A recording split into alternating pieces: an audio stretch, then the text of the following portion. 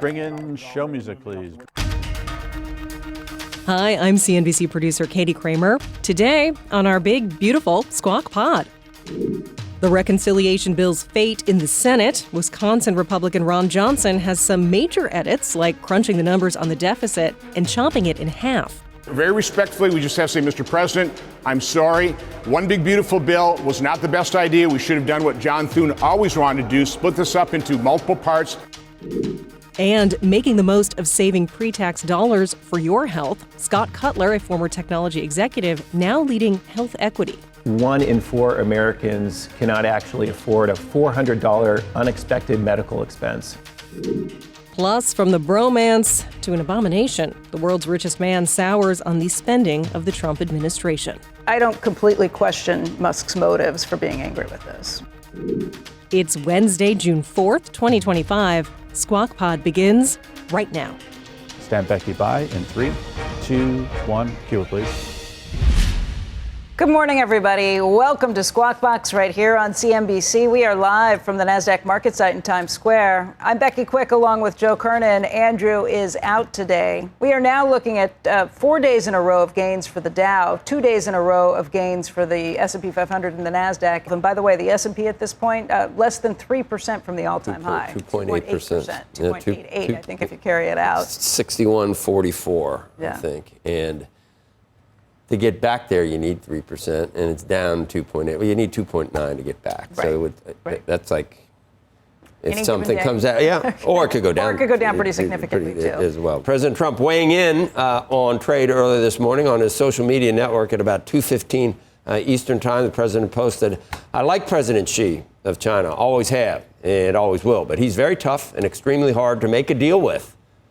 Exclamation points. The White House has said that Trump and Xi will likely speak about trade this week. We'll see. Trump has accused China of violating an agreement to soften tariffs and trade restrictions, and a development just a short time ago, which is noteworthy probably. We'll see if the futures respond, about European trade. The EU's trade chief, posting on X, had what he called productive talks with Jamieson Greer, the U.S. trade rep. He said the talks are moving in the right direction. The White House is reportedly pushing for countries to give their best trade offers by today. Back to the China piece, there's interesting, once again, Wall Street Journal weighing in. Apparently, it's going to be different this time. They settled according to sources in China. And Be different this time, how? From they rolled over too easily, in their view, in the first Trump presidency. And it's this gentleman, it's not he, is it? Don't we pronounce it huh? Or something like that? Yeah. Yeah, and he's supposedly taking a much more strident tone. And then back to the markets. I think everyone who comes on that says we're going to retest the lows, and we just had another guy the other day saying, oh, yeah, anytime we go back down, 6,000 is going to be the high. This market is definitely doing weird things in terms of shrugging everything off. And when it does this, a lot of times it's best just to say, I don't know. And to say, oh, but something could happen. The market knows something could happen all the time. Maybe it will be China. Maybe it will be that we get nowhere with them and we go back to, all these respites eventually lapse. So we can be back. July 9th, are we talking now at this point? And look, the situation with China is President Trump has been saying for, I think, 3 or 4 times now at least, that he'd be talking with China any day. I think President Xi does not want to have a direct conversation with them. The Chinese like to do this by kind of going from lower levels where they can get in what they would like done and make sure that they are getting their demands met. President Trump likes to look at this and just deal directly with President Xi or whoever's at the top of the pyramid. And this looks like a little bit of a stiff arm, like, no, we're not going to be talking with you immediately. If we get through those old S&P highs, then it's really going to get interesting. Yeah. And they could be, if we saw some weak economic data, that could change things, because all we've seen is like low inflation and pretty good look at the jobs labor report this week. We get that Friday, and we'll see. Then there's this. Expect Elon Musk to very quickly get back on the Democrats' good side. They're going to be talking about what a great man he is saving the planet, because he's blasting Trump's signature tax and spending bill that was recently passed by the House. In a post on his X social media network, Musk said, "I'm sorry, but I just can't stand it anymore. This massive, outrageous, pork-filled congressional spending bill is a disgusting abomination. Shame on those who voted for it. You know what you did is wrong. You know it. Since that message, Musk has also posted or reposted a number of comments criticizing big government spending. At one point, he said, in November next year, we fire all politicians who betrayed the American people. President Trump hasn't weighed in on Musk's comments, but the White House press secretary said Trump already knows Musk's stance on the bill, and he's still sticking with it. A source familiar with the relationship between Musk and President Trump tells NBC News several factors are likely, but yeah, I can think of one really big factor behind his venting, including that the spending bill doesn't contain EV tax credits, and it gets rid of a lot of the green subsidies from the Biden administration. I mean, that's what Speaker Johnson said yesterday. I don't know if that's the case or if this is. No, it just is the case. They're gone. Yeah, and I don't know if that's why he's mad, though. I think he's probably mad because this is Doge. He spent all this time there. They're going to do the rescission bill for the $9 billion they got. They're going to try and do it. I can understand Elon Musk being ticked off that he was in there doing Doge for months of his daily. This is. I don't know why you're suddenly turning on Elon Musk. I'm not turning on him. I'm not turning on him. Sounds like it. Did you read his quotes? There is no change to tax incentives for oil and gas, just EV and solar, and people are going to die. Slashing solar energy credits is unjust. He spent how many months in the White House trying to cut away, and this is like the Hydra. Every profit almost every dime in profit that Tesla has posted recently has been selling energy tax credits to other companies. So it's not about the pork. You think he's lying when he says that this is just about his pork? Okay. If you don't, what's in this bill is at least you avoid $4.5 trillion. It's back to the good versus the perfect. You're also back to most places scoring this as saying you are going to be spending much more money. You're going to blow up the deficit by trillions of dollars. If you don't pass it, you don't get $1.5 trillion in cuts, and you don't get get a tax increase on everyone in the country. I would take Elon Musk at his word at this, probably being frustrated at I'm sure. The personal pain that he has taken on by trying to do the Doge cutting. They don't do anything. We're going to have Ron Johnson on. They don't do anything that they should have done for Medicaid. What this does is embolden Mike Lee and Ron Johnson and Rand Paul and any other senators who are saying we want to see more cuts before this goes back. Well, you either don't want the pork or you do want the pork. And he can't just pick and choose. This pork is good. The pork that benefits him is good. The pork that benefits others. Maybe he wants the other pork he goes on to say that benefits his competitors. Nothing is done to, yeah, I'm sure. Nothing is done to oil and gas, he says. And all oil and gas is getting is the same depreciation all managers are getting. Yeah, I mean, we'll talk to Ron Johnson. I'm ready to go along with what Ron Johnson said. I wish, but in terms of more cuts, but you got people like Susan Collins, you got people in the House that can't do. Josh Hawley, do you remember? In the Senate right. Too. Do you remember what Biden wanted to do in the what was it called, the New Green Deal or whatever the hell it was? Yeah. If they had gotten this is the way it is on both sides. Without Joe Manchin and Kirsten Sinema, it would have been it just would have been 10 times the size. Now the Republicans are in it. And you've got the same problem. This party, both parties, you have far left and far right. Like, that is the problem. No, but you have people that are not going to agree with you intra-party. Yeah. And that's why nothing ever gets done. Margins. It's also very close margins. And right so now. You can't lose more than a vote or two in the House. People would say that's what they had planned when they put it out this way. Big things are hard to get done. And then you got 2 years for the House.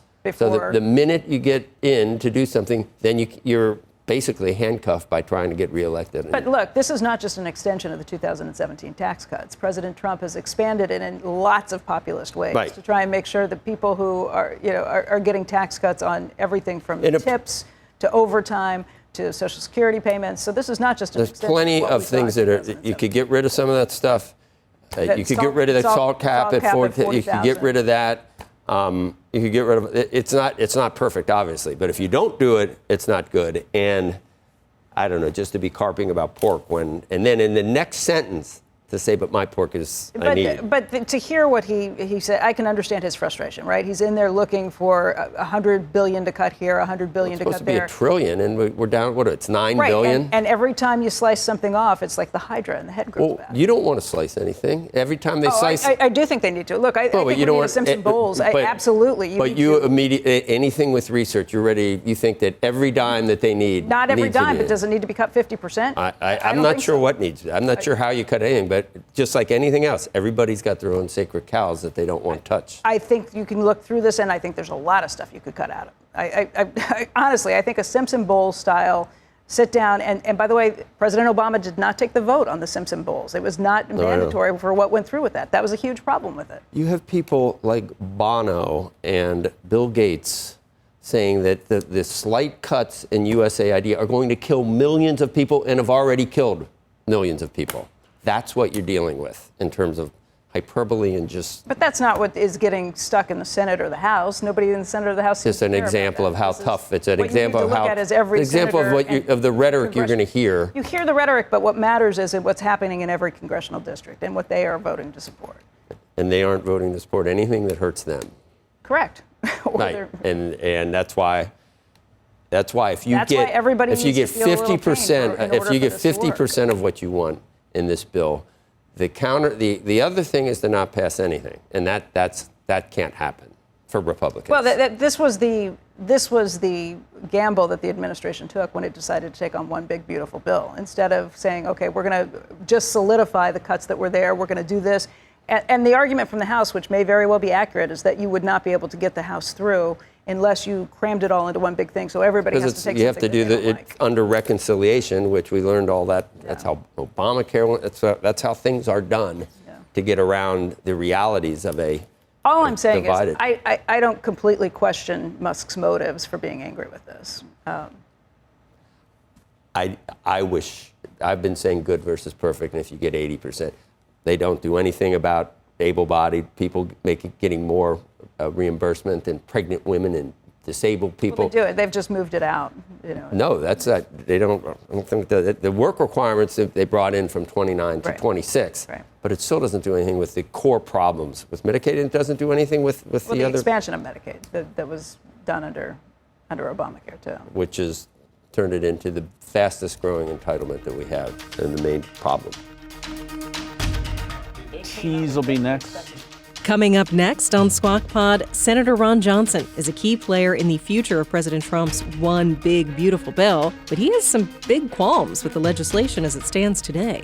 No American family, if they had an illness, had to borrow $50,000 to pay for medical bills. If that family member got well, would keep borrowing $50,000 and spend at that level. That's what the federal government has done. Why Senator Johnson is pushing for a two-part bill right after this.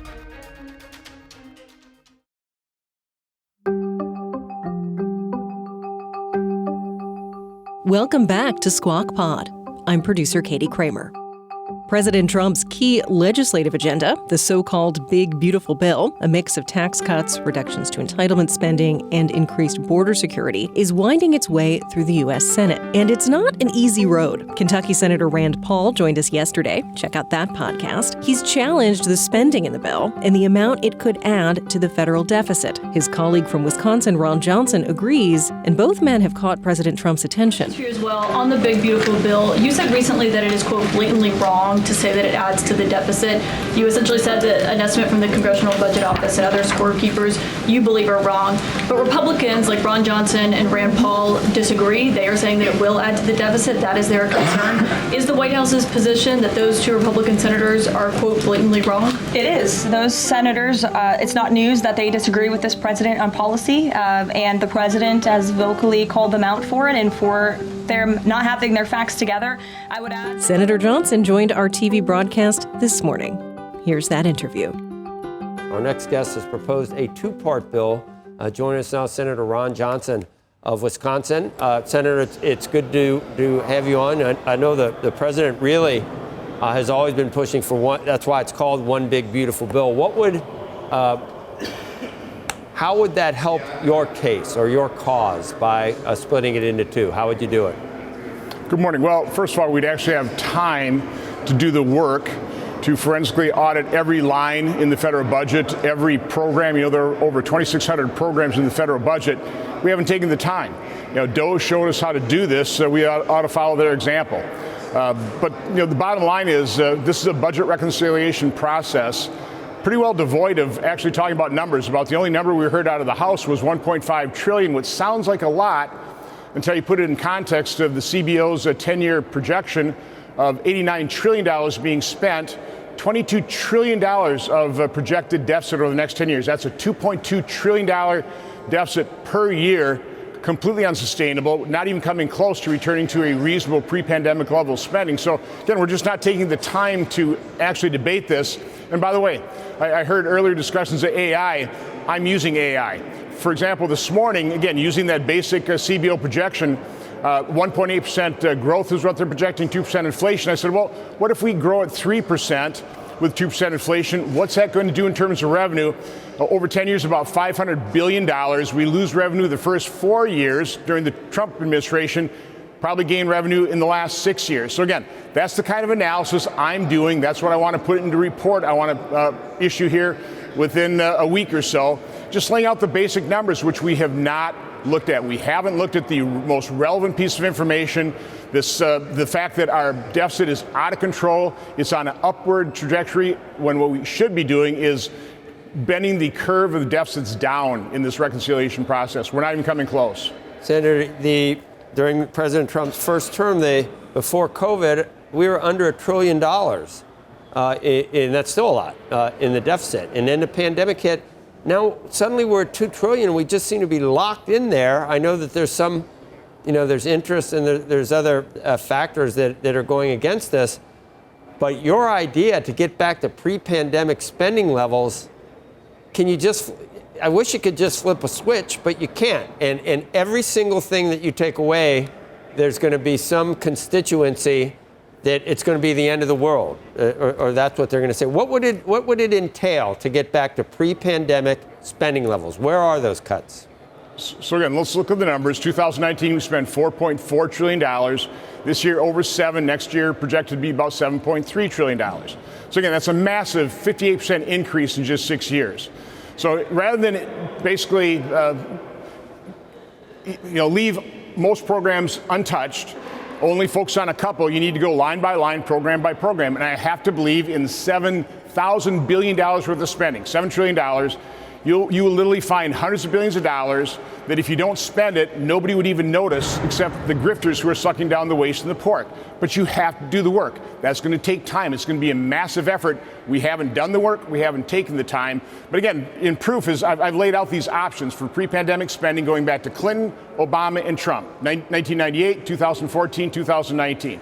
You grow all outlays except for Social Security, Medicare, and interest. Leave those as is. And then grow all other outlays by population growth and inflation, you end up with a baseline budget somewhere between $5.5 and $6.5 trillion. That's where you start. But you have to do the work. You have to do the analysis. I know the numbers. I've been forcing the numbers on my colleagues. In the Senate, we're going to look at the numbers. Senator, you said you're using AI to kind of run through some different scenarios. That's interesting because that's sort of what Jamie Dimon was suggesting the government do last week when he was speaking at the Reagan Library, except for he was suggesting that you stress test it for much worse times, kind of like the banks have to do these stress tests. Did you stress test it to find out if GDP dropped to 1% or if it dropped to negative levels, what that would mean? I could literally do that in about 10 minutes. So yeah, that's what I want to lay out in my report. We'll stress test it. I just did the first one on the rosy scenario. 3% growth, which we haven't achieved. By the way, the last 20 years, we've averaged 2% growth. So Reinhart and Rogoff talked about in their book, this time it's not different, or whatever the title was.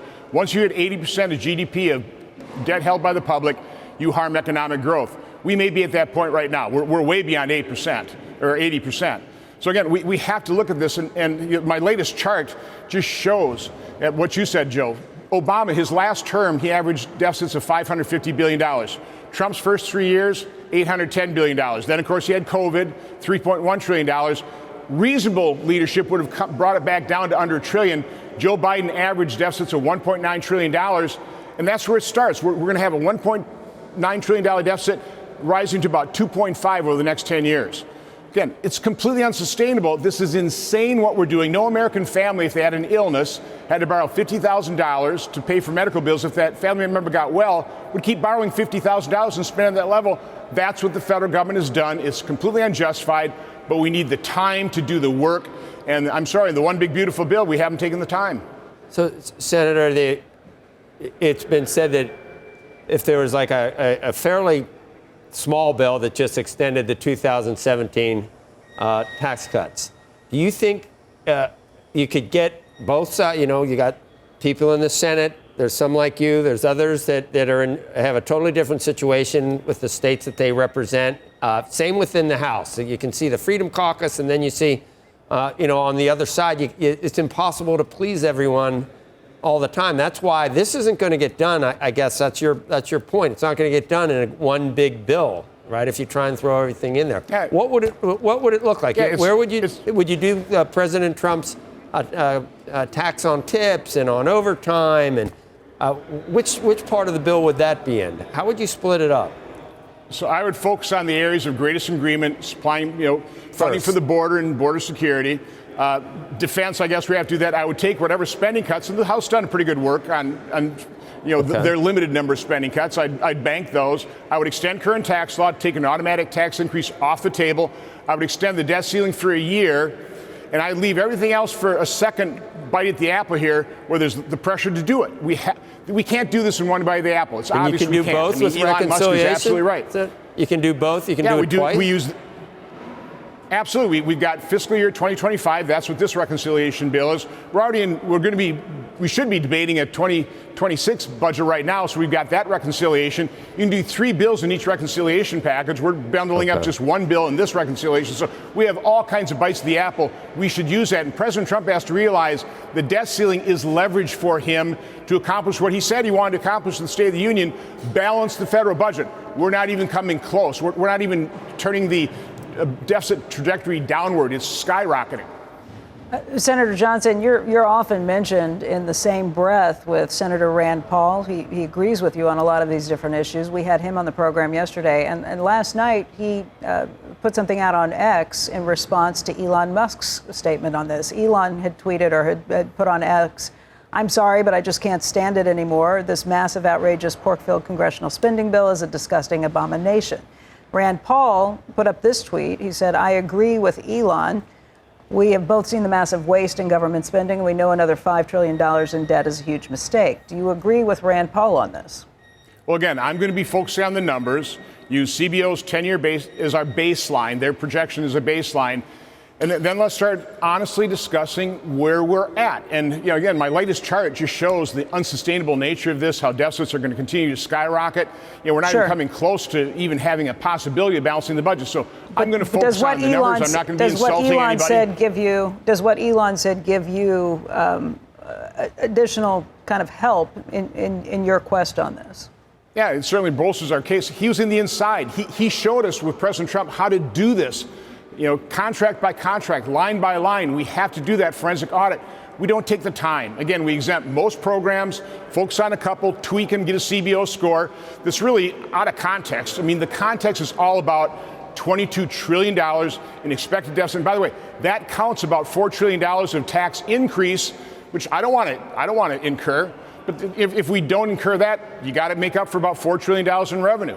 How do you do that? That's why I'm starting to do these AI sensitivity analysis. And by the way, mindful that AI is often confidently wrong. You got to check your work. So I haven't checked this work. But again, that's how you approach this. You actually look at the numbers, take the personalities out of it, take the invective out of it, take the insults out of it, look at the cold, hard facts. If you do that, you get depressed really fast, and hopefully it'll cause all of us to act. This is our one chance. This is our once-in-a-lifetime opportunity to reset government spending at a reasonable pre-pandemic level. We can't blow it. We can't count on winning another election, having another shot in 2027. This is our time. We have to take this seriously. So let's say that, you stick to your guns here, but at this point, if I characterize what you want to do as a long shot, is that overstating it? I mean, I can see Senator Thune, Majority Leader Thune. It's not a long shot. No, it's not a long shot because we have enough of us who are going to say no. Listen, we all support the president. We want to see him succeed. Yes, we want to see him succeed. Yeah, we want, but again, my loyalty is to our kids and grandkids. We're mortgaging their future. So there's enough of us who have that attitude that very, very respectfully, we just have to say, Mr. President, I'm sorry. One big beautiful bill was not the best idea. We should have done what John Thune always wanted to do, split this up into multiple parts. I always said 3 parts. He said 2. Time's crunch. Now it's back down to 2 parts. Uses of 2 budget reconciliations, but you need to keep enough on the table to force us to come back here and do the work, take the time to actually reduce spending to a reasonable level. I mean, the Senate is going to look at the House version, and the Senate's going to do its own version. It just seems like it's in motion already. And well, again, so the president and Senate leadership has to understand that we're serious. You know, they always say, "Oh, we can pressure these guys." No, you can't. Okay, again, we're being very respectful. I ran in 2010 as part of the Tea Party movement. We were mortgaging our children's future. We were $14 trillion in debt then. Now we're over $37 trillion. We're serious about this. They need to take us seriously. Don't insult us. Work with us. Lay out the numbers. If you can say that our numbers are wrong, fine. Let's work through it. But again, every analysis I have, there's greater upside risk to that deficit.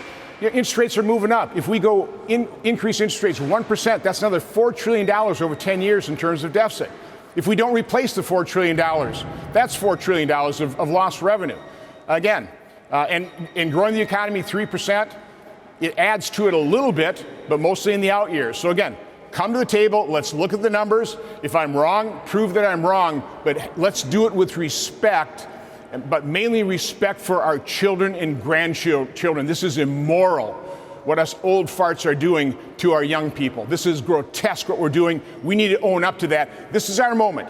I can't accept this scenario. I can't accept it, so I won't vote for it unless we are serious about fixing it. And who do you think, okay, Rand Paul, that it would still pass? Who else are you talking? Mike Lee. Who else are you talking about, Senator? Again, I don't want to speak for others, but yeah, Mike Lee, Rick Scott, we've been. I think there are a lot of people that aren't as vocal as we are that support what we're doing. And again, they can't dispute the numbers.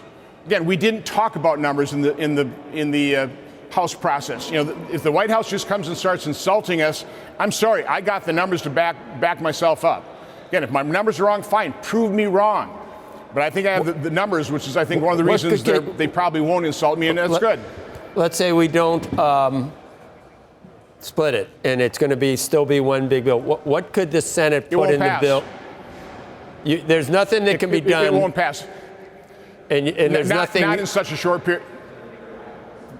Not in such a short period of time. What would you do? Make a couple tweaks. Yeah. So if it were something with I know Medicaid, you think we're missing the opportunity to reform that as well. But if no, Joe, we need to eliminate the Obamacare portion of Medicaid, which puts at risk the Medicaid for vulnerable children. Again, we didn't have time to make that argument, so we just get attacked and we cower in our little corners. No, Obamacare is grotesque what it's doing in terms of risking the Medicaid for the vulnerable. You know, for every dollar the federal government spends on traditional Medicaid for a disabled child, the states spend on that, the federal government kicks in $1.33. For every dollar the states spend on a single able-bodied working-age child to adult, the federal government kicks in $9, which has allowed the states to game the system and basically legally steal from the federal government and federal taxpayers. So we need to make those arguments. They're not necessarily easy to make, but it is grotesque what Obamacare has done to Medicaid. The downside, I guess, and the Journal and the Journal points out, Elon, make me chase, just don't touch my subsidies. But they're saying that really he's joining the rest of the naysayers to try to sink the big, beautiful bill, which really doesn't, if that were to happen without something else happening, you would admit you wouldn't get the $1.5 trillion in cost cut. You wouldn't get the extension of the Trump tax cuts. The alternative, if you get nothing, is pretty bad. And, getting nothing is not acceptable. It's not acceptable. Again, It was just the wrong strategy to try and bundle it all to one big, complicated, difficult to pass bill. Focus on the areas of agreement. Do that now. Literally, I think we could get that done by July 4th. Focus on that. Again, take an automatic tax increase off the table, extend the debt ceiling into next year to keep pressure on the process. I mean, the president has to understand the debt ceiling gives him leverage to do what he said he wanted to do, balance the budget. Leave that out there. We're not going to default on our debt. We'll never default on our debt. We have more than enough revenue coming in to service our debt. We'll never default. This shouldn't freak anybody out. This is the scaremongering of the big spenders. So again, let's focus on reality. Let's discuss the numbers, and let's focus on our children and grandchildren whose futures are being mortgaged. Their prospects are being diminished by what we are doing to them and the fact that we're ignoring it. We're just simply ignoring it based on rhetoric and slogans. I'm interested in reality and substance. I want to know what happens over the next couple of hours. You got your phone on mute right now? I don't. You may be getting. I don't know. Where will the calls be coming from after this interview? You think, Senator? Well, we're going to be meeting with the president in the White House, the Senate Finance Committee, so I'll be in that meeting. I had a very nice conversation with him on Monday. So again, I support him. I want to see him succeed. I know, we all do. We all do, and I mean, a lot of people are nodding, but it seems like the train may have already left the station in the view of Speaker Johnson and Majority Leader Thune and the president himself. No? No, they always told me that ship has sailed. I said, we'll call it back to port. Because the ship that the one big beautiful bill's on, that's the Titanic. It's going down. Toothpaste in a tube, no way. Humpty Dumpty, Can't unscramble. And I mean, I have a lot of expressions for you. So you can bring it back. You can call it back to port. Get the horse back in the barn. Doable. Okay, you can do that. Come here, Flicka. Okay, very good. Senator, thanks for all your time. Next on Squawk Pod, the CEO of HealthEquity, which manages health and flexible savings accounts for many American workers. My biggest problem with HSAs in general is just how complicated it is to get reimbursed. The challenges, the technology. It's a delicate balance to make sure that we can deliver on our members' expectations and to be able to do that more efficiently. And the personal. They questioned whether my episiotomy was for cosmetic purposes. Oh my God. We'll be right back. This is Squawk Pod. Up and Becky, Q. You're watching Squawk Box right here on CNBC. I'm Becky Quick along with Joe Kernen. Andrew is off today. Fintech company HealthEquity is up in the pre-market after beating analysts' expectations on the top and bottom lines. It's a custodian for health savings accounts, and the company has its finger on the pulse of healthcare in America. Joining us now, first on Squawk Box, Scott Cutler, CEO of HealthEquity. It's his first TV interview since taking over the top job at the company on my birthday, and it's January 6th, right? Absolutely. Okay, I'll take it as a birthday present. Actually, shareholders are doing pretty well. Solid numbers that you reported this time. Stock's up, even in a market that maybe hasn't been, it's getting better, but it hasn't been that great. And what's in this new bill would be a boon for you. We had a great start to the year, and I think it's just backed by growth in this industry. We're the leader in the space of health savings accounts, which is an industry that's grown from $10 billion to $135 billion over the last decade, and yet we have an affordability crisis for Americans in the United States.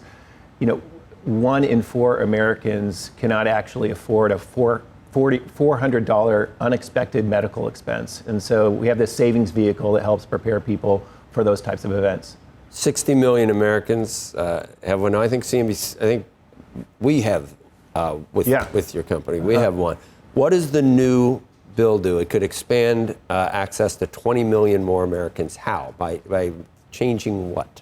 So it's changing the eligibility of those that were previously excluded from the opportunity to older invest Americans in HSAs. So Medicare A, which would be retirees that are entering into the market. If you had signed up for Medicare Advantage and you had an employer-sponsored plan, you could not contribute to an HSA. So that was one area of expansion. Other areas of expansion provided more flexibility for people to use, for example, in preventative wellness opportunities, to be able to use your HSA dollars, for example, in a gym membership or for a primary care doctor. Gym memberships? Yeah. That's new. Yeah. Look, I have to say my biggest problem with HSAs in general, and this has been a while for me, is just how complicated it is to get reimbursed. It's your money that you've set aside, and the hurdles you have to jump through make it pretty complicated. Can you make that easier? So we're really trying to prepare Americans to be able to save, invest, and to spend. And what previously was the challenge is that a lot of those reimbursements came through paper-based processes, forms. Now when you're sick, by the way, trying to get reimbursed when you are already sick or you've just had a baby or something along those lines, it's pretty complicated. The reason I've never put any money in an HSA again was because of some of the paperwork, the red tape, while I was on maternity leave. And now you can take a picture of that receipt on your phone. We'll process that automatically, reimburse that instantaneously. It's seamlessly integrated into your digital wallet, Apple Pay. Use it on a marketplace like Amazon for HSA qualified expenditures. So we're trying to make that process seamless to, again, help people prepare for their medical and health expenditures. I mean, articles point out how attractive it is in terms of tax breaks if you use it properly, almost to the extent that it could become as common as a 401k or as useful as a 401k. Why aren't you hearing any backlash from in this bill that there's too many tax breaks here for HSA accounts? Well, the regulatory regime for HSAs has been around for a couple of decades, and it's the most tax-efficient savings vehicle for healthcare. And so how it works is that you can contribute pre-tax, it can grow tax-free, just like a 401k, and then you have to spend it on healthcare-related expenditures. Not right away, though. Yeah, right. It can grow over time. But you could even incur costs and not even take it out till years later. As long as you have proof of a receipt for a medical expenditure. And so it's very tax efficient. It's not just a medical procedure. It's also that it has to be for a mandatory nature. And that's where I got into trouble with them. They were arguing back and forth about me about whether I needed some of these medical procedures. And when you're sick, it's really hard to deal with that. Yeah, it's frustrating when you're denied coverage. But again, I think what we're trying to prepare for is just the reality for retirees as an example, which is a big part of this legislative expansion. A retiree couple needs about $400,000 in savings for healthcare-related expenditures, and 1 in 5 are going to outlive their savings. And so you need actually a vehicle to help prepare for that, and then obviously, to your point, seamlessly integrated when you want to, when you need it. Right. Well, get some good AI type help on this, and you ought to be able to streamline it. He's got some with it. And I guess that's the other frustration. Like, AI would be great if you can process things more quickly and get it there, but if I get turned down by an AI agent instead of a person, I'm going to be even madder. It's a delicate balance to make sure that we can deliver on our members' expectations and to be able to do that more efficiently. And AI, can I talk to a person? Like, you can get the AI to do all the easy stuff and push it through quickly. If I have a problem with that, can I still talk to a person? Absolutely. We still have phone-based support, but and we're really trying to, again, make that process that you're going through that's previously form-based and frustrating to be seamless, efficient, transparent, and again, help you at that point in time in real time. And that's where technology and automation can, vastly improve the consumer experience. Has the IRS gotten more complicated? I know they did around 2011. That's when I had an issue with them, when they really tightened some of the hurdles you had to jump over. Has it gotten easier since then? It is, and the burden is on the taxpayer to show that the expenditure was related to health care. Can I just tell you, you said January 6th is your birthday, so I'll share some personal stuff too. They questioned whether my episiotomy was for cosmetic purposes. Oh, that's terrible. That's why I've never put another dime in. Saying the Insurrection Day is my birthday is a long way from what you just said. But okay? I would just say I did not open I'm not taking the rap for this. I did not open the floodgates for that. But that is my problem with it. Like, the idea that when I was sick and trying to keep a new baby alive, to be arguing with them about some ridiculous, stupid questions like that and not be able to get my money that I had set aside for this. That's why I have been turned off to HSAs ever since. Has it gotten better? Well, there's also a difference between HSAs and FSAs. So FSAs would be a use it or lose it type of vehicle, which we also administer. An HSA, again, we have all of our platform integrated with the plan and the providers. And so again, would you go to a procedure when you have a healthcare expense, it's integrated into our platform and then it's seamlessly and in real time that wasn't a planned procedure. Reimbursed. That's an on the moment procedure, which happens a lot. Yeah. There's a lot more we could talk about because we've got, I mean, this is just another part of our very complex and interconnected healthcare system in this country. And I'm just, is there fraud? Does this help prevent fraud? Does it help hold down costs? I mean, these are all things we need to, I mean, look at this whole bill. It's all about Medicaid and Medicare and everything else. We have to remember that we do have an affordability crisis in America. So healthcare is increasingly out of touch for most Americans, and we need things to be able to help them prepare for those events. And what we believe is that we have this opportunity, despite things that you're talking about, to really help educate Americans on this opportunity, but also to be prepared for these unexpected events that we all have in our lives, and to make sure that we're thinking about an HSA as an example, much like you would as a 401k, that you're preparing for retirement, in this case, preparing for a future healthcare need or medical crisis. It makes sense. I mean, it is the proper way to plan for things. And if you can make it easier, particularly with AI, that would be great. Yeah. Scott, thank you. Appreciate it. Right. That's the podcast for today. Thanks for listening. Squawk Box is hosted by Joe Kernen, Becky Quick, and Andrew Ross Sorkin. Tune in weekday mornings on CNBC at 6 Eastern. Get the best of our show every day for free right here at Squawk Pod. And we have just started an extra podcast. On Mondays, Wednesdays, and Fridays, we'll be pushing out an early pre-market pod of the 5 things to know before the stock market opens. Be sure to follow Squawk Pod wherever you like to listen, and you'll get that podcast as well. We'll meet you right back here tomorrow. We are clear. Thanks, guys.